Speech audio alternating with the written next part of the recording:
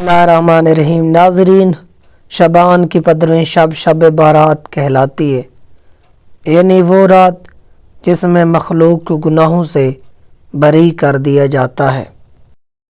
تقریباً 10 صحابہ کرام سے اس رات کے متعلق احادیث منقول ہیں، یعنی روایات ہیں۔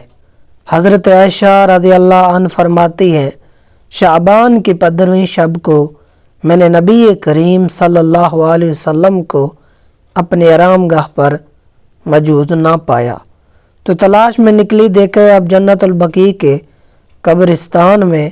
پھر مجھ سے فرمایا کہ آج شعبان کی 15ویں رات ہے، اس رات میں اللہ سبحانہ تعالی آسمان دنیا پر نزول فرماتا ہے اور قبیلہ بنی کلب کے بکریوں کے بالوں کی تعداد سے بھی زیادہ گناہ گاروں کی بخشش فرماتا ہے۔ دوسری حدیث میں ہے، اس سال پیدا ہونے والے ہر بچے کا نام لکھ دیا جاتا ہے۔ اس رات میں اس سال کے مرنے والے ہر آدمی کا نام لکھ دیا جاتا ہے، یعنی یہ مقدر والی رات ہے۔ یہ الفاظ حدیث میں نہیں ہے، میں خود سے کہہ رہا ہوں۔ اس رات میں تمہارے اعمال اٹھائے جاتے ہیں اور تمہارے رزق اتارا جاتا ہے۔ اس طرح ایک روایات میں ہے کہ اس رات میں تمام مخلوقات کی مغفرت کر دی جاتی ہے، سوائے 7 لوگوں کے: مشرک، والدین کا نافرمان، کینہ رکھنے والا، شرابی و قاتل، شلوار کو ٹخنوں سے نیچے لٹکانے والا اور چغل خور۔ ان 7 افراد کی اس عظیم رات میں بھی مغفرت نہیں ہوتی۔ اللہ سے دعا کرتے ہیں کہ ان 7 افراد میں ہم شمار نہ ہوں انشاءاللہ، جب تک یہ اپنے جرائم سے توبہ نہ کر لیں۔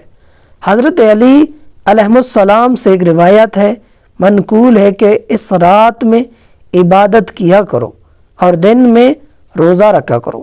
اس رات سورج غروب ہوتے ہی اللہ سبحانہ تعالی اپنے بندوں کی طرف متوجہ ہوتا ہے اور اعلان ہوتا ہے، کون ہے جو گناہوں کی بخشش کروائے، کون ہے جو رزق میں وسعت طلب کرے، کون مصیبت زدہ ہے جو مصیبت سے چھٹکارا حاصل کرنا چاہتا ہو۔ ان احادیث کریم اور صحابہ کرام اور بزرگان دین کے عمل سے ثابت ہوتا ہے کہ اس رات میں 3 کام کرنے کے ہیں۔ قبرستان جا کر مردوں کے لیے احصال ثواب اور مغفرت کی دعا کی جائے، لیکن یاد رہے کہ نبی کریم صلی اللہ علیہ وسلم کی سارے حیات مبارکہ میں صرف ایک مرتبہ شب بارات میں جنت البقیع جانا ثابت ہے۔ اس لیے اگر کوئی شخص زندگی میں ایک مرتبہ بھی اتباع سنت کی نیت سے چلا جائے تو اجر ثواب کا بحث ہے، لیکن پھول، پتیاں، چادر، چڑھاوے اور چراغوں کا اہتمام کرنا اور ہر سال جانے کو لازم سمجھنا، اس کو شب برات کے ارکان میں داخل کرنا یہ ٹھیک نہیں ہے۔ جو چیز نبی کریم صلی اللہ علیہ وسلم سے جس درجے میں ثابت ہے، اس کو اس درجے میں رکھنا چاہیے۔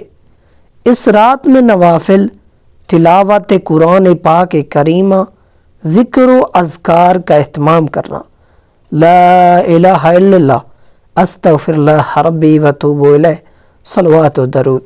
اس بارے میں یہ واضح رہے کہ نفل ایک ایسی عبادت ہے جس میں تنہائی مطلوب ہے، یہ خلوت کی عبادت ہے، اس کے ذریعے انسان اللہ کا قرب حاصل کرتا ہے۔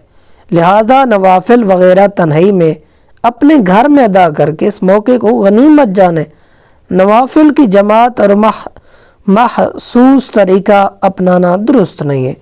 یہ فضیلت والی راتیں شور و شلب اور میلے اجتماع منعقد کرنے کی راتیں نہیں ہیں، بلکہ گزشتہ تنہائی میں بیٹھ کر اللہ سے تعلقات استوار کرنے کی قیمتی لمحات ہیں، ان کو ضیاع ہونے سے بچائے۔ دن میں روزہ رکھنا بھی مستحب ہے۔ ایک تو اس بارے میں حضرت علی علیہ السلام، میرے پیارے دوستوں، میں حضرت علی کو علی علیہ السلام ہی پڑھوں گا، کی روایت ہے، اور دوسرا یہ کہ نبی کریم صلی اللہ علیہ وسلم ہر ماہ ایام بیض کے روز کا اہتمام فرماتے تھے، لہذا اس نیت سے روزہ رکھا جائے تو اجر و ثواب ہوگا۔ باقی اس رات میں پٹاخے بجانا، آتش بازی کرنا اور حلوے کی رسم کا اہتمام کرنا، یہ سب خرافات اور اسراف میں شامل ہے۔ شیطان ان فضولیات میں انسان کو مشغول کر کے اللہ کی مغفرت اور عبادت سے محروم کر دینا چاہتا ہے، اور یہی شیطان کا اصل مقصد ہے، کیونکہ اس نے تو آپ کو صراط مستقیم سے ہٹانا ہے۔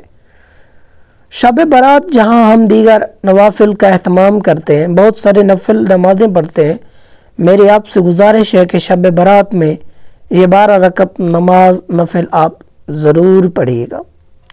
اس نماز پڑھنے کی بہت زیادہ فضیلت ہے، اور اللہ رب العالمین کو یہ نماز بہت زیادہ پسند ہے۔ اس نماز کی فضیلت کے بارے میں رسول اللہ صلی اللہ علیہ وسلم نے ارشاد فرمایا کہ فرض نمازوں کے بعد نوافل میں سب سے افضل نوافل ہیں۔ یہ فرض نمازوں کے بعد نفل نماز میں سب سے افضل نفل نماز ہیں۔ یہ آپ شب بارات والی رات آپ ضرور ادا کیجیے گا۔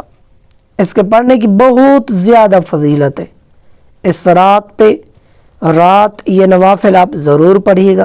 اس نماز کا پڑھنے کا طریقہ کیا ہے، نیت کیسے کریں گے، اس نماز کا وقت کب شروع ہوتا ہے، کب ختم ہوتا ہے، مکمل طریقہ آپ لوگوں کے ساتھ شیئر کرنے جا رہے ہیں۔ میرے عزیز، میرے دوستو، میرے احباب، تمام سے گزارش ہے کہ اگر میرے پڑھنے اور سنانے میں کوئی غلطی ہو جائے تو اللہ اور اس کے رسول اور آپ سے میں معافی کا طلبگار ہوں۔ اس نماز کا وقت کب شروع ہوتا ہے اور کب ختم ہوتا ہے، تو اس کے حوالے سے جان لیجیے کہ عشاء کے فرض ادا کرنے کے بعد سے لے کر طلوع صبح صادق یعنی طلوع فجر ہونے سے پہلے تک، یعنی سحری کا وقت ختم ہونے تک اس نماز کا وقت رہتا ہے۔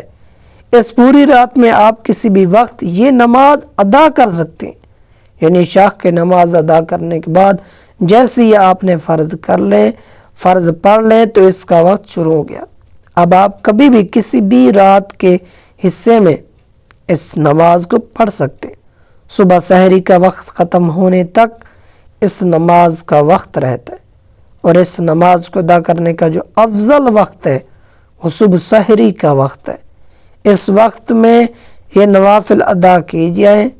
اب رہا یہ مسئلہ کہ اس نماز پڑھنے کا طریقہ کیا ہے، کون سی صورتیں پڑھیں گے۔ کوئی خاص صورتیں ہیں ایسا بالکل نہیں ہے۔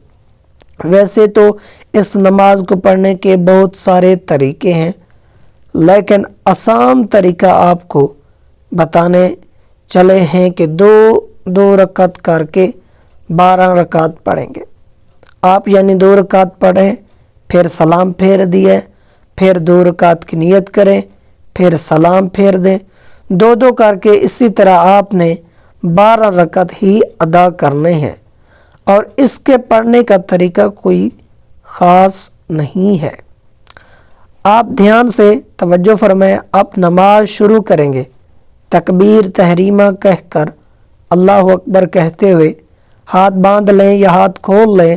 سب سے پہلے ثناء پڑھیں، اس کے بعد پھر سورہ فاتحہ کی تلاوت کریں، پھر جو بھی آپ کو سورت آتی ہے، جو بھی سورت آپ کو یاد ہے، ہاتھ کھولنے اور باندھنے کا اس لیے کہوں کیونکہ کوئی معلوم نہیں یہ ویڈیو کون سے فرقے والا دیکھ رہا ہے، تو ہے تو میرے مسلمان ہی بھائی نا۔ آپ کو یاد ہے وہ آپ سورت تلاوت کریں۔ مثال کے طور پر آپ کو سورہ الکوثر یاد ہے تو آپ یہ سورت پڑھ سکتے ہیں، یا اسی طرح جو سورت الاخلاص، قل هو اللہ، جو چھوٹی چھوٹی صورتیں آپ کو یاد ہے پڑھ سکتے ہیں، اس کی بھی آپ تلاوت کر سکتے ہیں۔ جو بھی آپ کو قرآن مجید کا حصہ یاد ہے، جو بھی سورت آپ کو آتی ہے وہ آپ تلاوت کر سکتے ہیں۔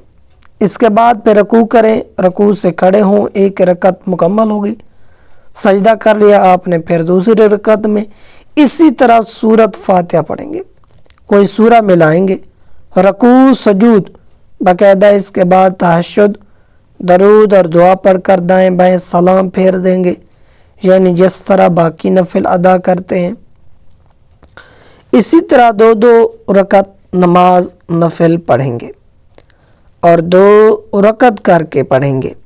یہ نہیں ہے کہ آپ 4 کی نیت کر لیں گے یا 2 مثلاً 3 کی نیت کر لیں گے، نہیں، 2 رکعت کر کے 12 رکعت پڑھیں گے، یعنی 6 سلام ساتھ پڑھیں گے۔ اور اس نماز کی نیت کیسے کریں گے؟ نیت دیکھیں، اصل دل کا ارادہ، نیت اس طرح کریں گے کہ میں نے نیت کہ 2 رکعت نفل نماز تہجد واسطے اللہ سبحانہ تعالیٰ کے منہ میرا کعبہ شریف کی طرف، یعنی یہ تہجد کے نوافل ہیں، تو تہجد کے نوافل کی نیت کریں گے۔